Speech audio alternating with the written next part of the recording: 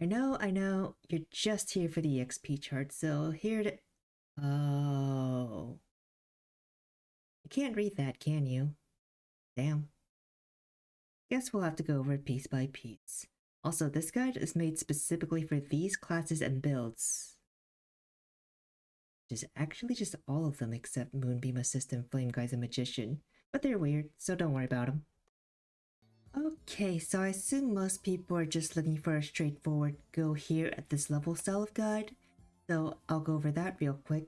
And if you want to stick around past the first 3 minutes, I'll share some builds, tips, tricks, and important quests to know of. Alright, level 15, check your stats and skills because they just got reset. If you want some quick advice on that, skip to the next section, then come right back here. Then, you'll want to run all the way up north to Mars Mine. Here, you'll ideally want to skip past the ferns and go to the Nyangyings on the right, but if you find them too tough, or you just want it a little easier, ferns are fine. If you're at ferns, you can stay until 17, and go to Nyangs until 19, and finally go to Mutant Boss Bangs, which are 2 left turns deeper into the cave. You'll have to leave the mines at level 27, but it's better if you leave at 25 or 26. Once you're out of Mars Mine, you could try your hand at Bucros or Dumbles right away, but I imagine you'll probably get snacked for more than half your health on a normal hit, so I suggest Giggleboxes until 28 or 29 instead. Bucros and Dumbles are basically the same mob in terms of spawn size, damage, and XP rate, so you could go to either one. Both are a little closer to the Totemia, which is where you'll want to go at 33 at the latest. You'll be at Totemia until like 35, 36-ish, and then you go either to Card Puppets or straight to Garden of Rices for either Scorpicons or Tombstone Bears, which are equally good. Scorpicons hit higher overall, but Tombstone Bears get a huge attack buff if they happen to be below 20% HP when they hit you, so try not to get one-shot by either of them. There's no bad mob in Garden, so the only mistake you can make is staying too long or leaving too early, so don't feel too tied to one mob here. Also, go to Pranksters around 38 or 39 and stay until 43, or 45 if you're melee and don't think you can handle Tranquilma, which are 51 and are the hard-hitting kind. If you can't handle Tranquilma, you'll want to go to Steamwalkers. Stay at either mob until 47, then go to Steel Knights. If you're a ranged class, you can also consider Zombiggers near Darkened Town, which are a little better. Sometime between 50 and 52, you'll want to move to Nutty Wheels, which is where you'll be until you can handle Rhythms. Hopefully 55 at the latest. Rhythms are your final leveling spot until level 60. And that's it for the leveling route. If you just grinded the whole way, it should have taken you less than 30 hours on main servers, or about 10 on FWC. Not sure how quests affect that estimate. Hopefully positively, but somehow, I doubt it. Anyway, let's start going over the builds this guide is meant for. I'm not gonna go super in depth into any of them here since those are probably better done in separate videos, and this is more of a general guide. Let's start with Acrobats. 2 builds, 2 playstyles for each weapon type. Yo-yo spam slow step, bow spam junk arrow until 35, then switch to aim shot. Would not recommend trying to auto attack unless you have the level 30 miracle set or a ringmaster can give you both max cannonball and accuracy. Even if you're leveling with your own assist buffer, you won't have those buffs max until your main character is around 47. Moving on to assists, they have 2 builds and 3 playstyles, excluding Moonbeam, which this guide isn't meant for. Stepping Hole is your go-to, same as the Acrobats. Don't try to auto attack unless you have the level 30 Seiram set or a ringmaster to buff you at all times.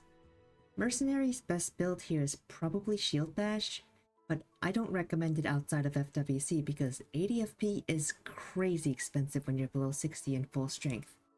If you're on FWC, make sure to claim the 20 Vital Drink X from the FWC level reach under events once you hit 20. If you plan to be a 1v1 Blade or Knight, I highly recommend getting the Silo set as early as possible since that set will last you until 105. And finally we have the Magicians. Only one way to play, but I do need to call out a few deviations from the level guide you want to be aware of. We want to take advantage of there being good win bumps every 5 levels, so you'll want to be at Basques at 40, Leonas at 42, Steel Knights at 46, and Rhythms from 51 to 60. You can stay at each of those mobs a little longer if you need to, and specifically for Rhythms, If you can't handle them at 52, you can max Lightning Shock and spend some time at Nutty Wheels. Okay, that covers all the builds. I don't really need to discuss gear here, just use NPC stuff. And then I think we should go over quests next. No. Wait. Oh, this is better. Two things. If you haven't made a second character to give yourself buffs and heals, do that first because you need it for this next part. And honestly, the rest of the game. Second, what we're gonna do is look at the skill you just maxed and look at your status window. You'll notice, unless you're a magician, your skills are really expensive for the MP or FP you have. The fix would be to buy a pageant or mental necklace from a player shop, but even that's usually gonna be like 50k or more, which is kind of all of your penya. And then you can't afford the vital drinks or refreshers you need anyway. And if you can't use skills, grinding is going to be very slow even at this low level. So I have a better idea. Instead of buying all that stuff, let's just use what we already have. From finishing the job change, you get a bull hamster, activation, and either a vital drink X or refresher hold depending on your class. Also reskill, but you're gonna want to put that in the bank right away.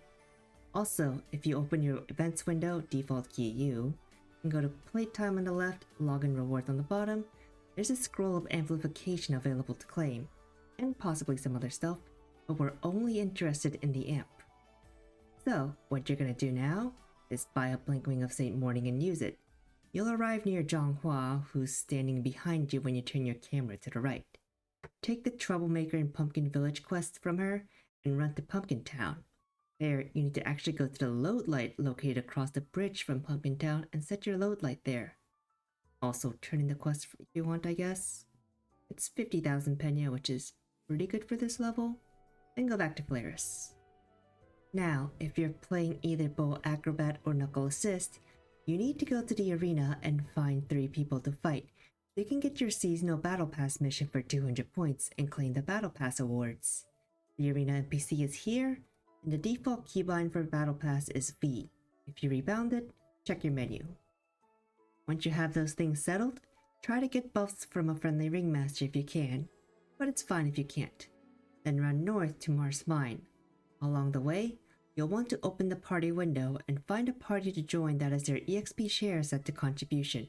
Bonus points if they have global attack running, but it's fine if they don't.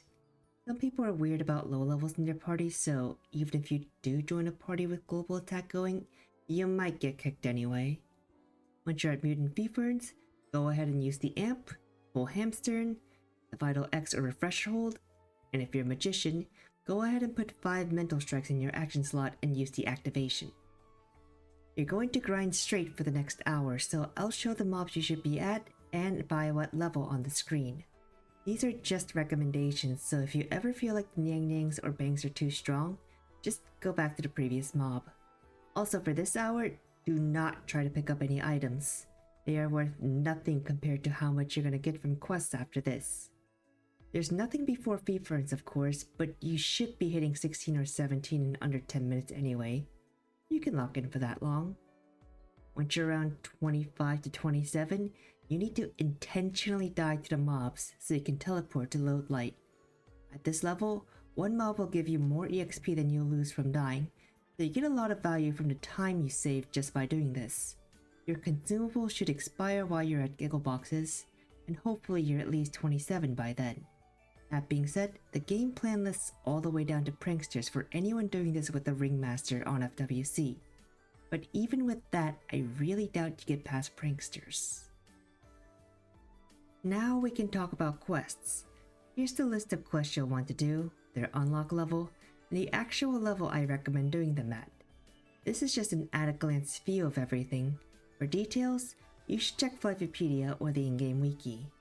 You could do all of these quests right when you unlock them of course, but doing it this way can batch together some annoying back and forth fetch quests and not get stuck on chain quests that pollute your inventory or gate further progress behind levels like the Mia and Historian quest lines. And some of these giants are not worth the effort to do at level, like Lord Bang legit one-shot you at 34, and even in the 50s, he's still kinda dicey. Anyway, if you did that power hour grind I mentioned earlier, you should be level 32 with 19 additional inventory slots, and have around 800k in your inventory, which we're gonna put to good use. If you're planning to continue spamming skills, which most of you should, you'll want to open Search Shop from the menu and buy a Mental or Patient Necklace plus 3.